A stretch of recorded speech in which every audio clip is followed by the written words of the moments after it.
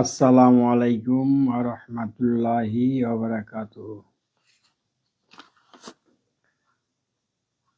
আলহামদুলিল্লাহি রাব্বিল আলামিন। নাহমাদুহু ওয়া নুসাল্লি আলা রাসূলিহিল কারীম।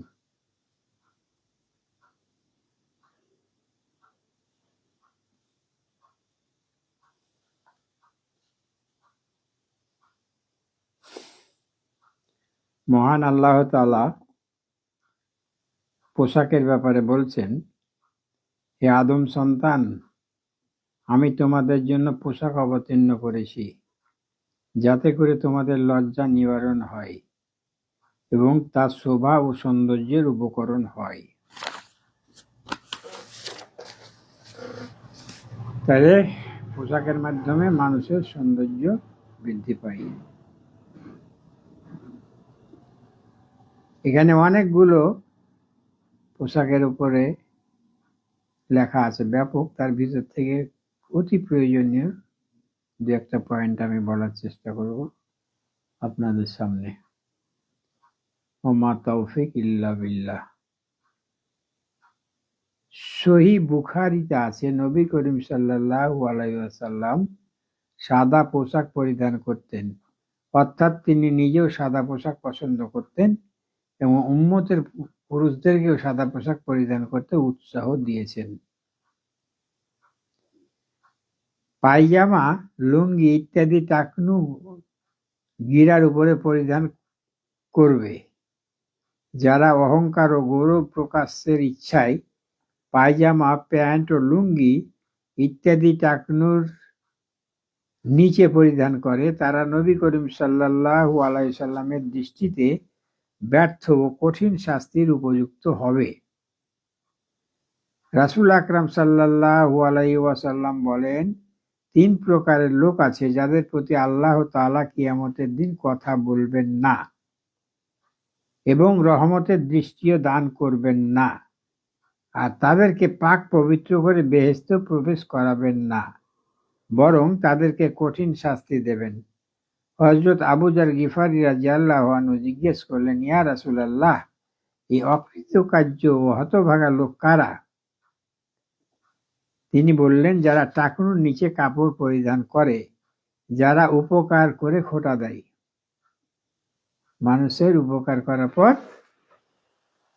কোনো কাজে একটু মনোমালিন্য হলে খোঁটা দেয়, যে তোমার তো আমি এই কাজ করেছি, তোমাকে ওই কাজ করেছি। কাউকে উপকার করে কোনো খোঁটা দেওয়া যাবে না, বলা যাবে না যে আমি তোমার এই কাজটা করেছি, এটা হলো খোঁটা দেওয়া।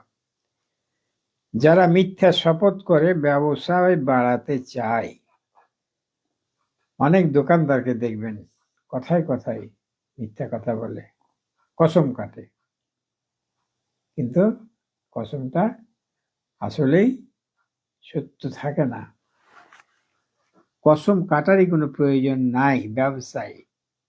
আপনি বলতে পারেন, ভাই আমার এই জিনিস এই দামের কমে আমি বিক্রি করতে পারবো না, কিন্তু আল্লাহ খোদার কসম ভাই এই জিনিসটা এই দামেই কিনা আছে, ভাই এটা না লাভ ছাড়াই আপনাকে আমি দিচ্ছি।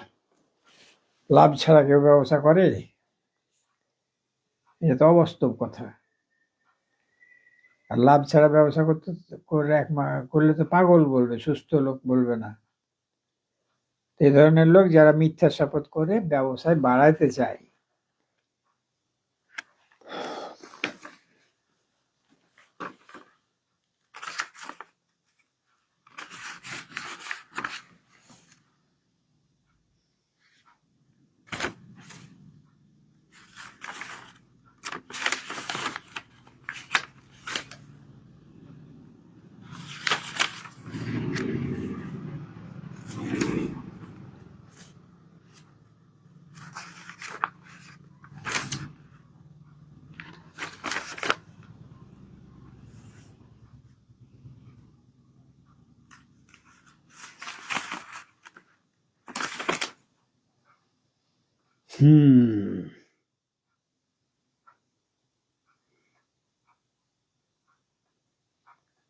এক ব্যক্তি নবী করিম সাল্লাল্লাহু আলাইহি ওয়াসাল্লামকে বললেন, ইয়া রাসূলুল্লাহ, আমার আকাঙ্ক্ষা হয় যে আমার পোশাক অত্যন্ত উত্তম হোক, মাথায় তেল দেওয়া থাকুক, জুতোগুলো উত্তম হোক। এভাবে সে অনেকগুলো জিনিসের কথা বলল। এমনকি সে বলল, আমার আকাঙ্ক্ষা হয় যে আমার হাতের লাঠিটি অত্যন্ত সুন্দর হোক।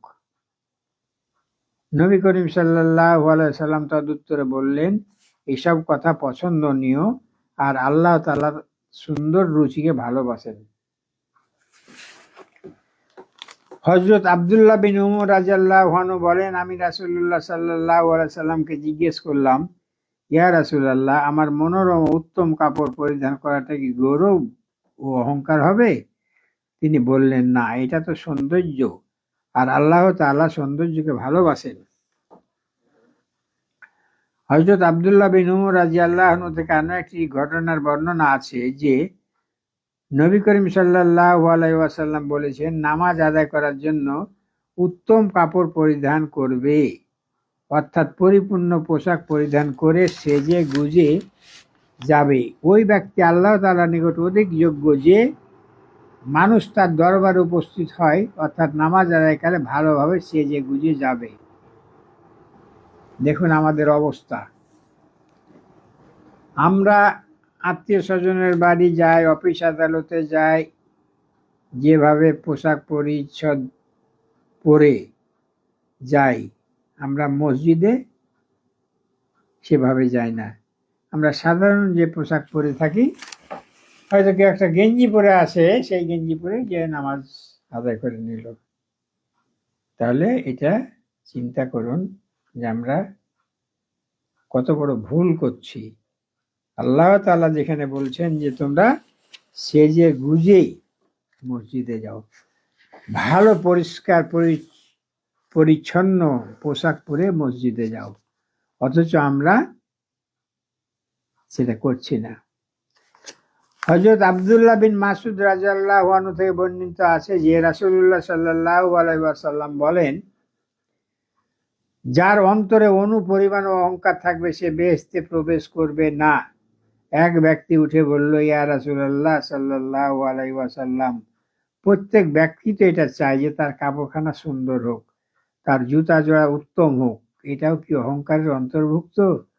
নবী করিম সাল্লাল্লাহু আলাইহি ওয়াসাল্লাম বলেন, আল্লাহ স্বয়ং সুন্দরকে ভালোবাসেন, অর্থাৎ উত্তম পোশাক পরিধান করা অহংকারের অন্তর্ভুক্ত নয়, বরং উহা সৌন্দর্যের অন্তর্ভুক্ত।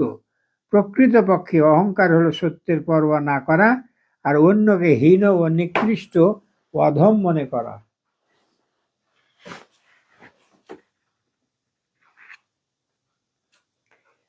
একদিন নবী করিম সাল্লাল্লাহু আলাইহি ওয়াসাল্লাম মসজিদে নববীতে ছিলেন। এমত অবস্থায় ইতস্তত বিক্ষিপ্ত চুল দাড়ি নিয়ে একজন লোক মসজিদে প্রবেশ করল। নবী করিম সাল্লাল্লাহু আলাইহি ওয়াসাল্লাম তার প্রতি হাত দ্বারা চুল দাড়ি ঠিক করে আসতে ইঙ্গিত করলেন। সুতরাং ওই ব্যক্তি ঘরে গিয়ে চুল দাড়ি পরিচর্যা করে এলেন। অতঃপর নবী করিম সাল্লাল্লাহু আলাইহি ওয়াসাল্লাম বললেন, মানুষের চুল এলোমেলো থাকার চেয়ে সুন্দর ও পরিপাটি করে নাকি উত্তম নয়? তা না হলে এমন অবস্থায় মনে হয় যেন সে শয়তান। চিন্তা করুন। হযরত আবু হুরায়রা রাদিয়াল্লাহু আনহু বলেন, নবী করিম সাল্লাল্লাহু আলাইহি ওয়াসাল্লাম বলেছেন, এক পায়ে জুতা পরিধান করে কেউ যেন চলাচল না করে, হয়তো উভয়টি পরিধান করে চলবে অথবা খালি পায়ে চলবে। এই যে হাদিসগুলো আপনাদের সামনে পড়া হলো, হাদিসগুলা মিসকাত মুসলিম, মিসকাত তিরমিজি, এইসব হাদিস থেকে নেওয়া। আলহামদুলিল্লাহ, আজকের মতো আমি এই সংক্ষিপ্ত লাইভ এখানে শেষ করছি। আশা করি এখান থেকে আপনারা যে শিক্ষাটুকু পেলেন তা ভবিষ্যৎ জীবনে পালন করার চেষ্টা করবেন। শুনলাম কিন্তু পালন করলাম না, এটা জিন্দেগি না। এই জন্য আল্লাহ আপনাকে পাঠায়নি। সাবধান হন ভাই, সেই আল্লাহর নিকট আমাদের একদিন পৌঁছতেই হবে, তার সামনে দাঁড়াতেই হবে। এই কথা ভুলে যাচ্ছেন কেন?